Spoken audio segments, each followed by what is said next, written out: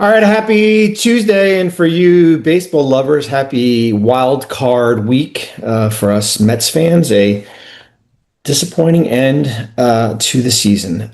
We are going to do a little bit of a Jonathan Kuminga video. Shams reported, roughly around dinner time, 6 o'clock Eastern, that Kuminga has signed a 2-year deal with Golden State. The second year contains a team option in the deal. We're going to kind of just give you a little bit of cap semantics, how it impacts Golden State, what's next with the Warriors and their roster.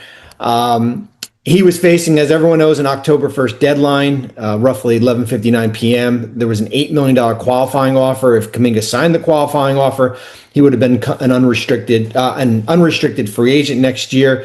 I thought that was kind of the worst case scenario if you were Golden State when you look at them with their salaries, basically top heavy with Curry, Green, and Butler, three players making roughly $140 million to get Kuminga on an $8 million contract would not have been a good situation. And I think the dynamics within that locker room would have been not great, especially on a player going a player on a 1-year contract who's going to be an unrestricted free agent.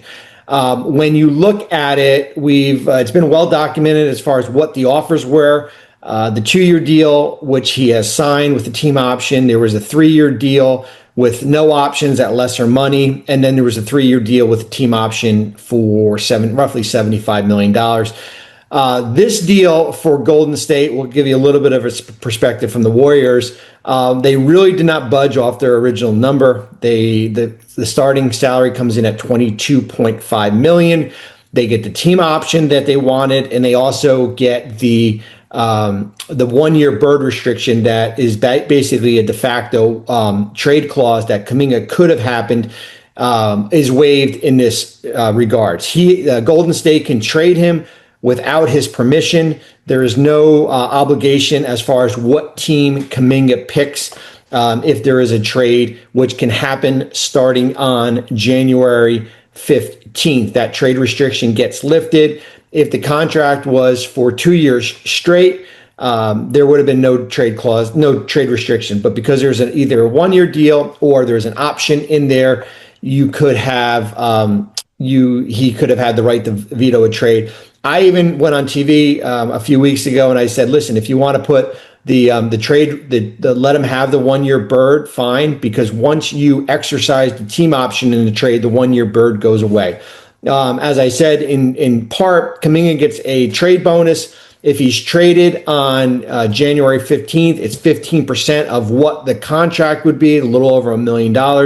Golden State would pay that. That gets added on to his $22.5 million salary.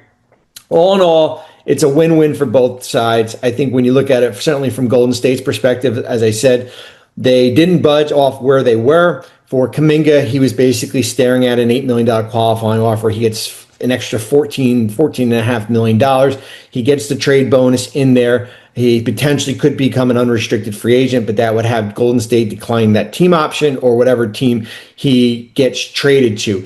If he gets traded, he has non-bird rights. So the maximum that he can make next year is 22.5 times 120%, roughly $27 million. It's still a good deal. That's why you want the higher you go, the better for Kuminga here.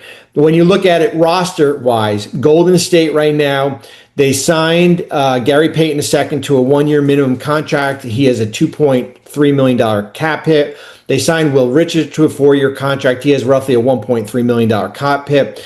They will sign Al Horford to a 2-year contract for the tax mid-level exception. It starts at $5.685. They are now hard capped at second apron. They are signing DeAnthony Melton to a 2-year contract at the veteran minimum. Melton starts off at $3 million. Remember, when Golden State went into free agency, a lot of these deals had already happened. Certainly with the Kuminga situation, you basically had to get your house in order. Melton comes in at 2 years. They are $2 million, 2019 under the second apron. You are hard capped at that. That gives them the flexibility to sign a 15th player starting on November 11th. They can do that. You can certainly wait until December and give yourself some more flexibility. So roster spot 15 will not come into fruition until sometime early part of the season. 14 players under contract, 12 guarantees, two partial or non-guarantee, three two-way players. Golden State has their roster set. There's no Kuminga distraction, at least we don't think. And now the goal is try to integrate him as far as where his role is coming off the bench and whether they do start. You're looking at somewhere of a lineup of Curry, Pods, maybe Moody. Everybody kind of goes into their natural positions. Butler, Green, and Horford. Biggest thing for me is kind of managing the minutes. You have four players in their mid-30s, but certainly their bench, when you look at it from a backcourt perspective, with Melton, Payton, Heald, maybe Pods comes off the bench. You still have Moody. You got Will Richard.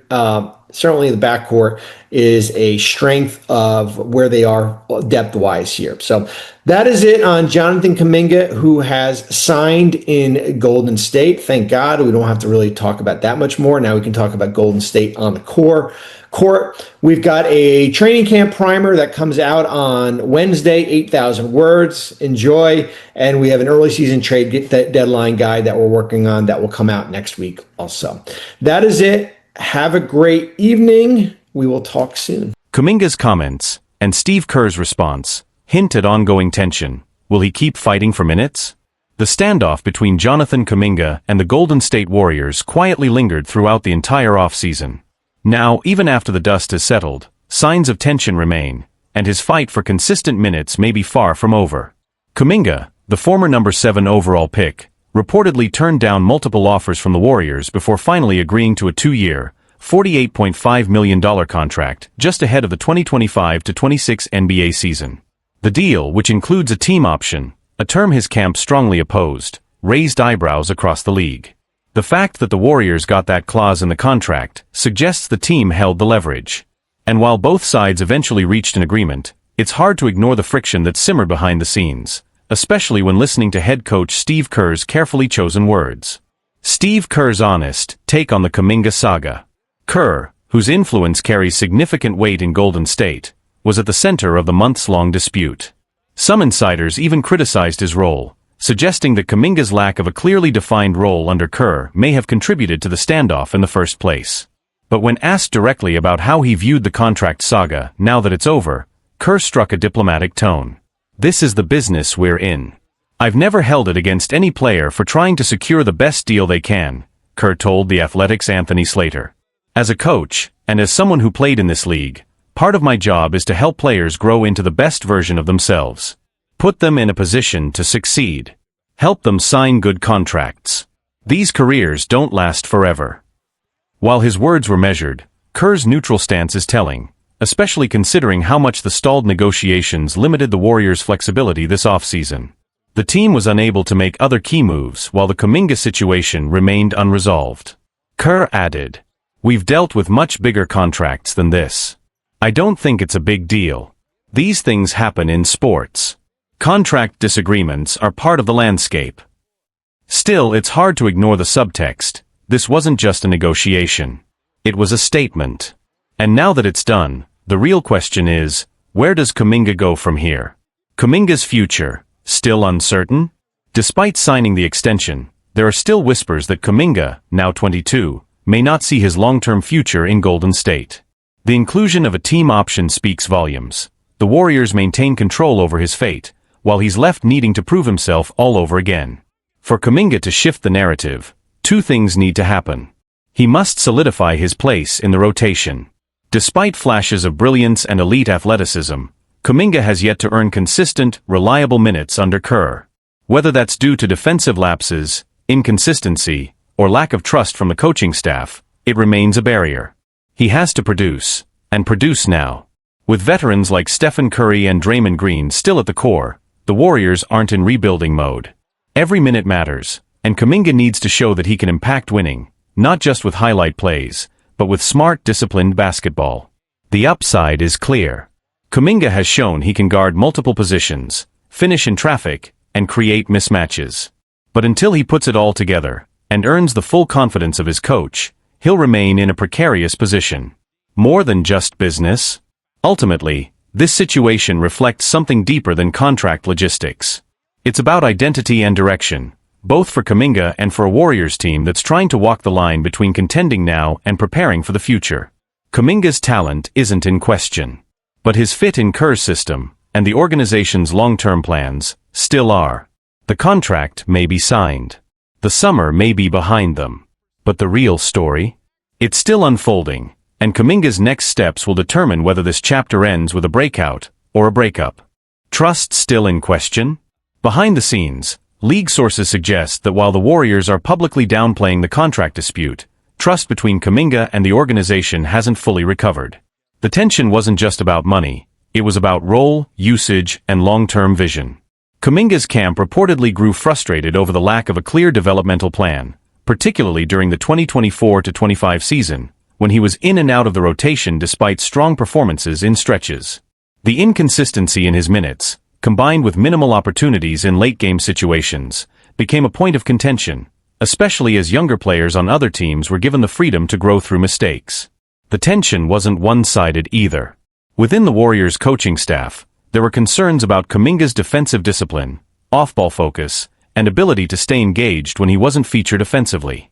While his physical tools are undeniable, there's a belief that he hasn't always embraced the nuances of team basketball that Golden State's system demands. These internal questions fed directly into the negotiation standoff, and likely explain why the team insisted on keeping the team option in the contract. The message was clear: we'll commit to you if you fully commit to the system. A critical year ahead. With the 2025-26 season underway, Kuminga is now entering the most pivotal stretch of his young career. If he thrives, both statistically and within the Warriors structure, he could shift the entire narrative, cement his place in the rotation, and potentially become a long-term piece alongside the next generation of Warriors talent. But if the inconsistencies continue, or if his role diminishes again, the contract's team option gives Golden State a way out. And in that case, Kuminga could find himself back on the trade market, possibly packaged in a deal to retool around Curry in what could be the final years of his prime. Internally, some around the league believe that the Warriors' front office may already be preparing for that possibility. While the team has made no public statements suggesting a trade is imminent, rival executives are watching closely. If Kuminga's minutes shrink again or if tensions resurface, expect trade speculation to accelerate, especially if Golden State hovers around the middle of the Western Conference standings. The bigger picture for Golden State. Kuminga's situation also reflects a broader dilemma facing the Warriors: the tension between past, present, and future. With Stephen Curry still playing at an elite level, the front office is under pressure to compete now. But with aging stars and a tightening salary cap, the team must also develop young talent that can take the torch. So far, balancing those two goals has been far from smooth. James Wiseman is already gone.